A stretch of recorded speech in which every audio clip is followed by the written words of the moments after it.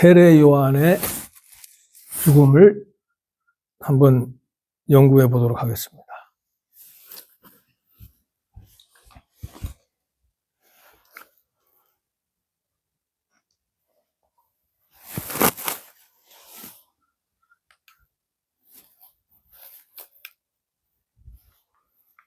좀 긴데 그래도 뭐 한번 전통이니까 한번 다 같이 읽어보겠습니다. 시작.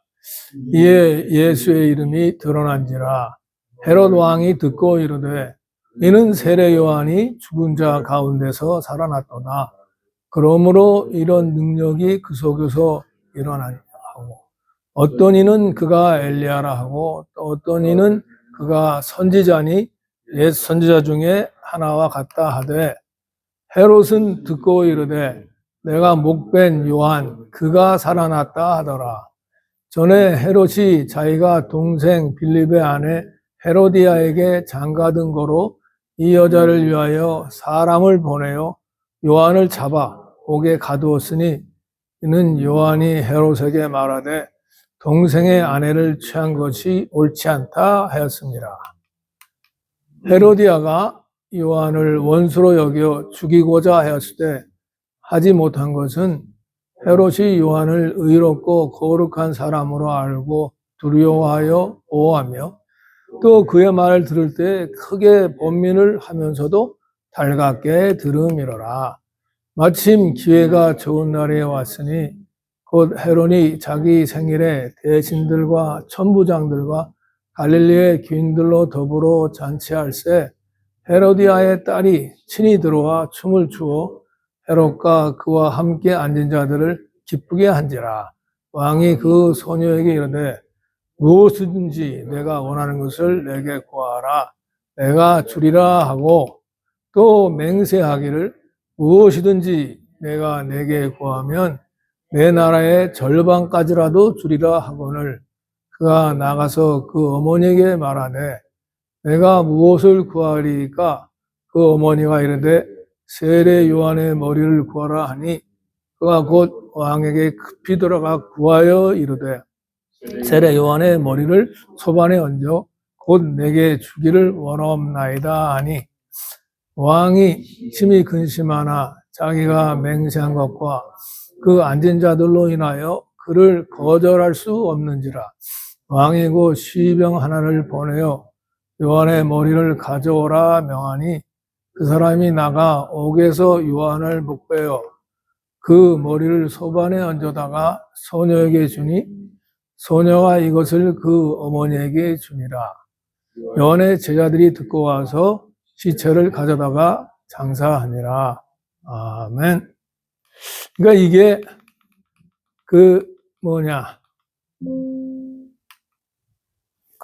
세례 요한이 어떻게 죽었나 그 얘기가 나왔습니다. 근데 이게 여기 보면 이해죠, 이해. 근데 영어 보면은 여기는 now라고 딱 돼 있죠. 요건 그래도 번역을 제대로 한 거예요. 근데 많은 성경은 요거 빼고 그냥 킹 헤로드부터 쭉 나와요. 그럼 거기 이해가 뭐냐? 이해가 그리스 말로 카인데 카인은 그리고예요. 그리고 and 또는 and then 뭐 even 여러 가지 뜻이 있는데 이해가 뭐냐면 제자들이 나가서 전주에 배웠죠? 제자들이 나가서 막 전도하니까 그 예수님의 이름이 이렇게 널리 퍼진 거예요. 그래서 그게 이해가 되는 거예요. 이해. 그래서 지금 막 예수님의 제자들이 막 전도하고 막 그 다음에 예수님이 막 기적도 행하시고 막 이런 막 신나고 막 이렇게 나가는 판인데 뜬금없이 갑자기 세례 요한이 죽는 얘기가 나오잖아요. 그러니까 이게 뭔가 그럴 수 있어요. 갑자기 그냥 중간에 삽입한 거예요, 이렇게. 근데 그게 이렇게 성경에 다 이런 삽입한 것도 다 이유가 있는 거죠. 그 이유가 뭐냐? 그걸 한번 우리가 오늘 살펴보고자 합니다. 그래서 우리가 이 믿으면서 정말 이렇게 막 신나고 으쌰으쌰 막 그런 일만 있는 게 아니라 이런 일도 우리는 각오할 수 있어야 된다. 오늘 제가 아까 말씀드린 대로 좀 무겁죠? 좀 무거운 주제입니다. 그렇지만 하나님의 말씀이니까 그냥 그대로 우리가 받아들여야 됩니다. 그래서 이 스토리를 이해하려면은 그 당시에 그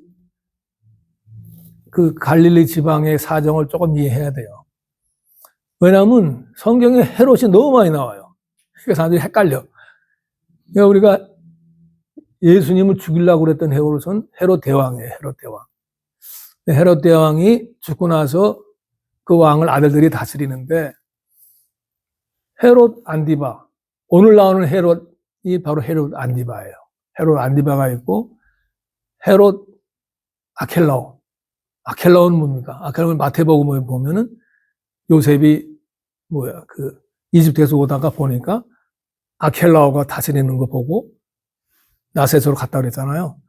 그 아켈라오는 유대 지방을 다스렸고 헤롯 빌립도 있어요. 헤롯이 너무 많아가지고 헷갈리죠. 근데 그 헤로디아는 헤롯 대왕의 손녀딸이에요. 손녀인데 그 손녀인데 처음에 헤롯 빌립도 많아요. 헤롯 빌립 1세하고 2세가 있는데 헷갈리죠. 1세랑 결혼한 거예요. 빌립 1세랑. 그러니까 자기 삼촌이랑 결혼한 거예요. 아니, 집안이 조금 이렇게 어서 오십시오. 그 집안이 이렇게 완전히 엉망인 집안이에요. 자기 삼촌이랑 결혼. 근데 그 다음에 이 헤롯 안디바가 헤롯 빌립이 자기 이제 이복 동생이니까 그 집에 놀러 갔는데 헤로디아를 본 거예요. 헤로디아를 보고 헤로디아를 어떻게 해가지고 헤로디아가 그 남편 또 안 하고 자기랑 결혼하도록 만든 거예요. 그런데 이 사람은 뭐냐? 워낙 자기도 결혼을 했어요. 헤롯 안디바가. 누구랑 결혼했냐? 그 나바테 왕국이라고 거기 성지순례한 사람들 그 요르단인가 거기 가서 보면 나바테 왕국 해갖고 이렇게 벽돌에다가 기가 막히게 건물 지은 거 있죠. 벽돌을 파서 이렇게 지은 나바테 왕국이 굉장히 좀 이렇게 아라비아 사람들 상인하고 뭐 이래가지고 강력했는데 바로 옆에 있으니까 헤롯 안디바가 나바테 아레타 왕의 딸하고 결혼한 거야. 정략 결혼이죠. 네? 평화를 유지하기 위해서. 그래서 결혼했는데 헤로디아랑 결혼하면서 얘를 이혼해버린 거예요.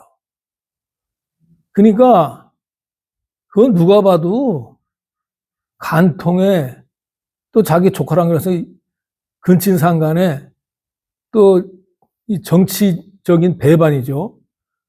뭐 여러 가지 잘못한 게 한두 가지가 아니에요. 근데 그거를 다 사람들이 다 알죠. 그건 말도 안 된다. 그렇지만 그 누구도 용기 있게 말한 사람이 없었다는 거예요. 이게 중요합니다. 다들 알지만 말을 못하고 있을 때 그때 세례 요한이 네? 당신 동생의 아내를 취한 것은 잘못이다. 그거는 뭐 여러 가지 아까 말한 데다 잘못이지만 또 율법적으로도 잘못이에요. 율법적으로도. 그러니까 율법적으로 보면은 여기 우리 권사님. 그의 형제 양매를 데리고 살면 더러운 일이라 그가 그의 형제의 하체를 공하니 그들에게 자식이 없습니다. 율법에도 이렇게 범죄로 나와 있는데 이걸 다 이렇게 하니까 아무도 얘기 안 했는데 세례요한은 뭡니까? 백성의 지도자고 자기가 자기 위치를 안 거예요. 내가 말하지 않으면 누가 말하겠냐 해갖고 이 세례요한이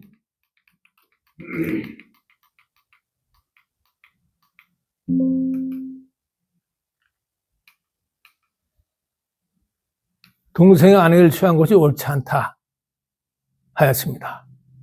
제대로 말한 거죠. 틀린 거 하나도 없잖아요. 근데 이게 옳지 않다 그런 게 원어에 보면은 한 번 말한 게 아니에요. 계속 말은 계속. 영어에는 좀 나와요. 여기 영어에 보면 had been telling. 제대로 번역한 번역이에요. 딴 번역은 그냥 told라고 그랬을지 모르지만 had been telling. 계속적으로 말했다. 영어는 좀 원어를 좀 이렇게 감안해서 번역한 거고, 우리 한국말은 그냥 옳지 않다 그랬으니까 한 번 말한 것 같지만 한 번 말한 게 아니야. 계속 말한 거야. 그러면 그 위험한 말을 왜 계속 말했나? 여기서 감동이 돼요. 요한은 자기 목숨을 버릴 각오를 한 거예요, 이때는. 나는 내가 죽더라도 나의 할 일을, 나의 사명을 해야 되겠다. 요한은 뭡니까? 요한은 예수님이 오시는 길을 예비하는 사람이잖아요. 예수님이 오는 길을 예비하는 위치에서 또 그뿐만 아니라 백성의 지도자로서 이때 내가 말을 안 하면 누가 말하겠냐. 말을 한 거예요. 이게 참 대단한 우리에게 도전을 주는 얘기입니다. 그러니까 우리가 이제 누가 이렇게 잘못했을 때 뭐 말하고 그러면은 예수님이 그런 말씀을 하셨어요. 돼지에게 진주를 던지지 말라. 그럼 도리어 진주를 밟고 너한테 너를 해칠 것이다. 그러니까 우리는 사실 남을 비판할 때 좀 조심해야 돼요. 우리는 이렇게 말할 때 조심해야 되는데, 그러면 이 세례 요한은 왜 말했나? 자기가 죽을 줄 알면서도. 아까 얘기한 대로 자기의 사명을 알고 내가 말할 때는 말한다, 딱 이거예요. 그러니까 사명이 있는 자는 목숨 상관이 없다 이거예요. 나는 얘기한다. 근데 우리는 이 사람마다, 제가 연구해 본 결과 사람마다 자기 위치에 맞게 행동을 해야 돼요.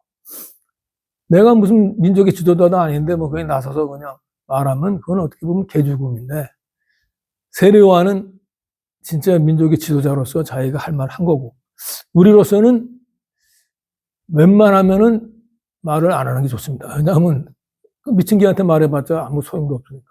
돼지한테 말해도 소용없고. 근데 만약에 우리가 꼭 말해야 된다, 그럼 뭡니까? 사랑으로 그 사람을 위하는 마음으로 해야죠. 친구가 아주 못된 길로 가고 있다. 그거를 말해주면 싫어할 것 같지만 그래도 친구를 사랑하는 마음으로 나이스하게 말해줘야 되겠죠. 우린 그런 수준이에요, 우리는. 근데 우리가 만약에 나중에 믿음이 자라고 사회적인 위치도 자라가지고 내가 좀 그런 위치에 있을 때는 말해야 됩니다. 이게 바로 세례 요한이 한 거예요, 세례 요한이. 그러니까 우리가 이 세례 요한을 본받는 것이 뭐냐면 자기의 믿음을 위해서 자기 목숨까지도 아끼지 않았다. 오늘 그러니까 제가 아까 말씀드린 대로 좀 무거운 주제인데, 저도 이거 설교 준비하면서 과연 어떤가, 저도 다짐을 했습니다. 우리가 보통 그런 일은 없지만 만약 그런 일이 오면은 기꺼이 죽어야 되겠다.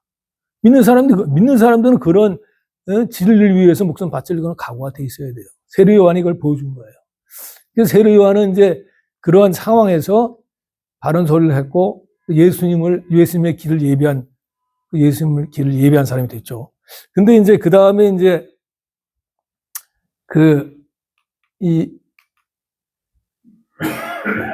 요렇게 이제 예수님이 누구냐? 뭐 세례 요한이 살아났다. 뭐 엘리야가 다시 왔다. 뭐 예수 선지자 중에 하나 이러는데 헤롯은 딱 듣고 그냥 금방 반응이 뭐야?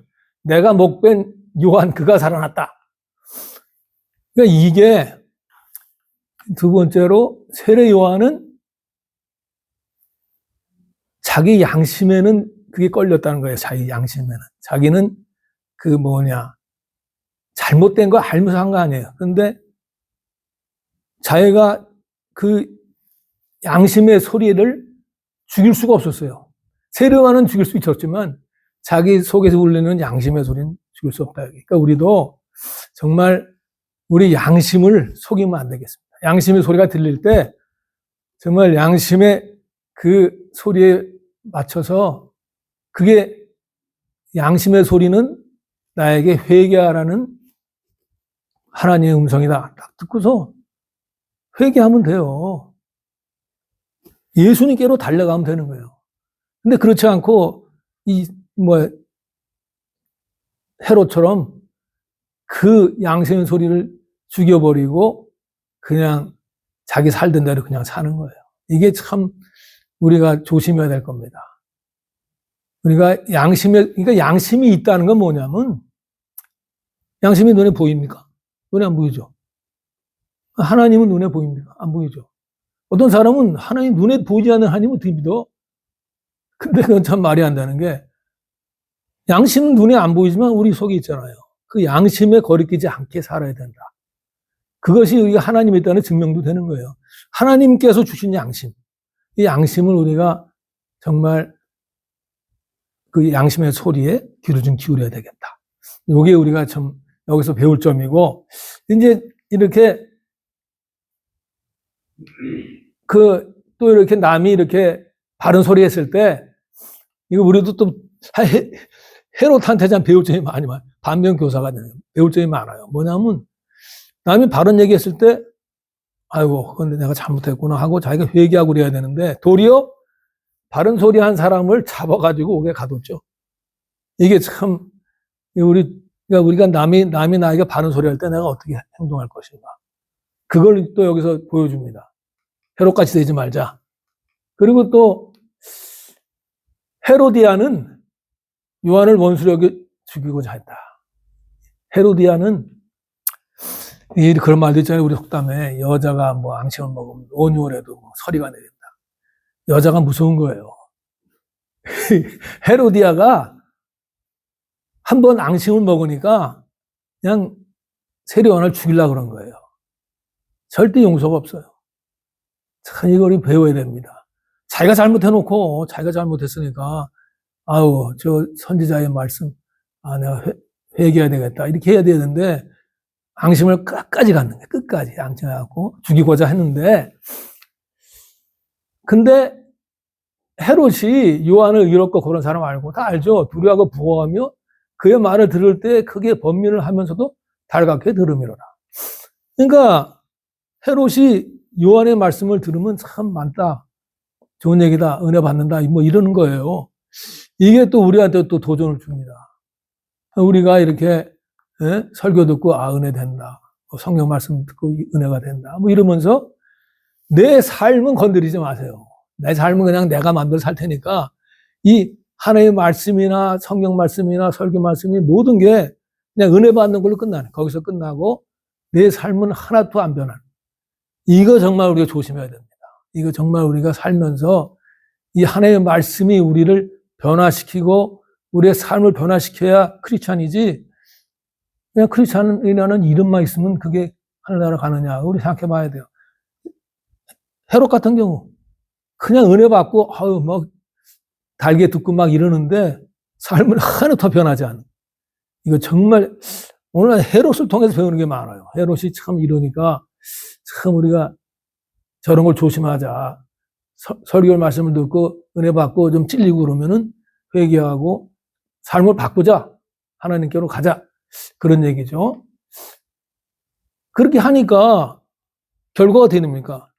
헤롯이 그렇게 세례요한 말 듣고 막 양심에 찔리기도 하고 좋기도 하고 은혜 받기도 하는데 거기에 따라서 살지를 않고 삶을 바꾸지 않으니까 어떤 일이 생깁니까? 그러니까 이런 일이 생기는 거예요.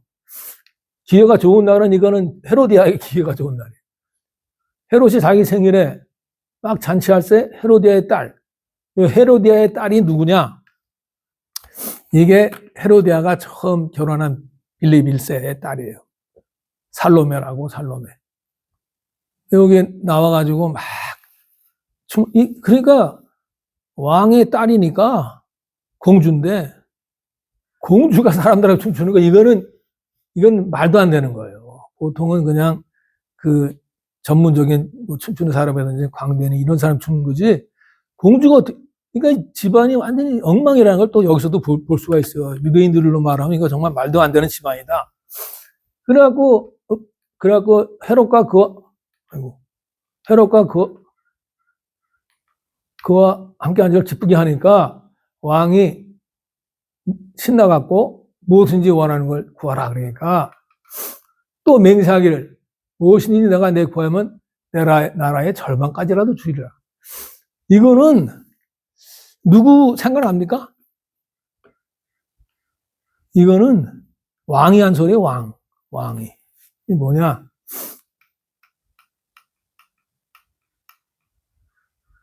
이건 우리 목사님 한번 해주시죠. 왕이 이르되 왕후했어요. 그대의 소원이 무엇이며 요구가 무엇이냐? 나라의 절반이라도 그대에게 주었노라 하니. 아멘. 감사합니다.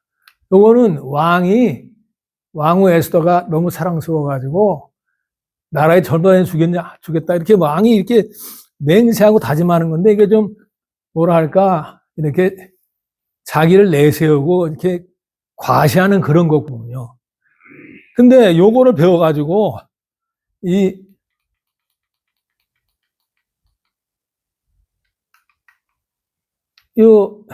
헤롯은 사실 왕도 아니에요. 성경에는 왕이라고, 킹이라고 했는데, 마가가. 그건 어떻게 보면 하나의 조롱의 말도 있고, 좀 그런 거 있어요. 왜냐면, 헤롯은 왕이 아니다. 그리고 하는 행동도 왕 같지 않다. 이걸 보여주는 거예요. 왜냐하면, 헤롯 대왕이 왕이고, 헤롯 대왕이 죽고 나서 유대 지방을 넷으로 나눠가지고 그 갈릴리 지방, 한 지방만 다스리는 분봉왕이라고 해요. 영어로는 테트락. 분봉왕이니까 그 이름도 왕이 아니에요. 그냥 테트락이지 왕이 아니에요. 그러니까 그런 왕이 아닌 사람이 왕인 척하느라고 이렇게 교만을 떤 거예요. 그러니까 이제 얘가 이제 엄마한테 말하니까 이 헤로디아 끝까지 헤로디아의 머리를 달라고 그래라. 그러니까 아까도 얘기한 대로 이 여자아이가 참 무섭다니. 그러니까 왕이 근심하지만 자기가 맹세한 것과 그 앉은 자들로 인하여 그러니까 이 왕은 자기가 잘못한 걸 알죠. 그리고 말도 안 된다는 거 아는데 자기가 맹세한 거, 함부로 맹세한 거, 그리고 또 영어로 피어 프레셔라고 그러죠. 옆에서 그냥 프레셔가 오니까 그거를 못 견뎌가지고 그렇게 한 거예요. 그래서 우리가 여기서 뭘 배우냐?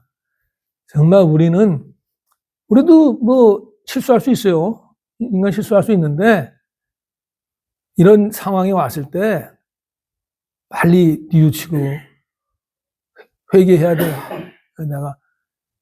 이건 내가 맹세했지만, 이건 내가 실수한 거다. 하고 이렇게 고쳐야 되는데, 여기서 그냥 자기 자존심 체면, 이것 때문에 그냥 한 거예요. 여러분들도 뭐 내가 말했으니까 나는 말한 거 지킨다. 이런 식으로 해갖고 뭐 잘못하는 거 없습니까? 저 좀 돌아봐야 돼요, 우리도. 그러니까, 뭐를 이렇게 잘못했는데, 그거를 덮기 위해서 더 잘못하는 거. 이게 인간의 문제입니다.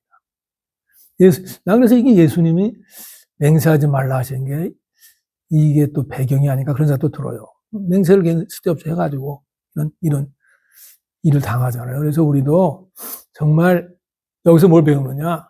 왜 믿음 생활하면서 자기를 죽여야 돼요. 자기를 내세우니까 이렇게 되는 겁니다. 정말 오늘 레슨이 너무 많은데 부부싸움도 왜 합니까? 내가 그냥 죽고 나를 죽이면 되는데 내가 옳다고 우기니까 부부싸움이 되는 거예요. 저는 요새 이제 부부싸움을 거의 안 합니다. 왜냐? 드디어 제가 70 넘어서 모든 부부싸움은 내 잘못이라는 걸 드디어 깨달은 거예요, 제가.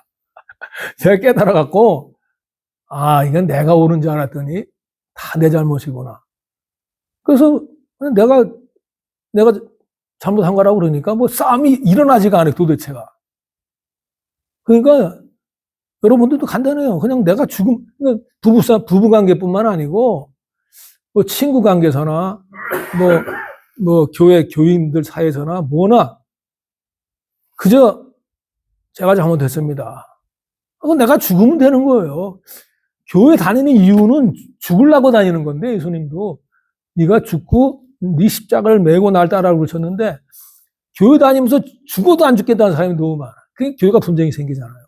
그러니까 그냥 한마디로 교회 다닌다는 건 뭐냐? 교회 다닌다는 건 나는 죽었다. 요걸 해야 되는데, 교회 다니면서도 이 해롭 같은 사람이 너무 많아. 나는 안 죽어. 난 끝까지 난 이러면 큰 문제 생겨. 그래서 우리 정신 바짝 차리고 내가 죽어야 되겠다. 그래가지고 이렇게 참 이 요한의 머리를 목 빼가지고 그 소녀 중에 소녀가 엄마한테 줬다. 그래가지고 요한의 제자 데리고 와서 요한의 제자들은 참 충성스러워요. 그래도 배반하지 않고 그 위험한데 와서 장사했잖아요. 그래서 우리가 여기서 보면은 참 뭘 볼 수 있느냐. 정말 이 세례 요한이 죽은 게 그냥 죽은 게 아니구나. 우리한테 레슨을 주는구나. 헤롯과 헤로디아도 나온 것도 헤롯같이 그렇게 되지 말고 헤로디아 같이 끝까지 양심 품고 용서하지 못하는 그런 사람이 되지 말자. 이게 결국은 어떻게 되냐면요. 세례 요한이 죽은 게 그것이 나중에 예수님의 죽음을 예표하는 거예요. 세례 요한은 뭐 예수님의 길을 예비하는 거잖아요. 그러니까 보면은 기가 막히게 맞아요. 세례 요한도 예수님처럼 의롭지는 않지만 세상적으로 의로운 사람이고 예수님은 뭐 죄 없는 진짜 의로운 사람이고 그리고 빌라도도 예수님을 죽이려고 안 그랬어요. 죽고 싶은 마음이 없었잖아요. 헤롯도 죽이고 싶은 마음이 없었어요. 근데 뭡니까? 그냥 옆에서 다 이러니까 빌라도도 옆에서 다 이러니까 죽였죠. 그럼 예수님은 끝까지 자기 그 순전함을 지키시고 그냥 우리를 위해서 죽으시고 또 예수님의 제자들도 와가지고 세례 요한의 제자들이 한 것처럼 이때는 무슨 이렇게 12제자는 아니고 니고데모 아리마대 요셉도 제자라고 그러잖아요. 그제만 나중에 또 12제자는 끝까지 목숨을 바치면서 전파했잖아요. 그러니까 여기서 뭘 볼 수 있냐? 의인의 죽음은 절대 헛되지가 않는다. 여러분이 혹시 나중에 예수님 이름을 위해서 죽었다. 순교자예요. 절대 헛되지 않고 세상적으로 보면 뭡니까? 세례 요한이 패배자 같잖아. 죽고서 목이 잘리는.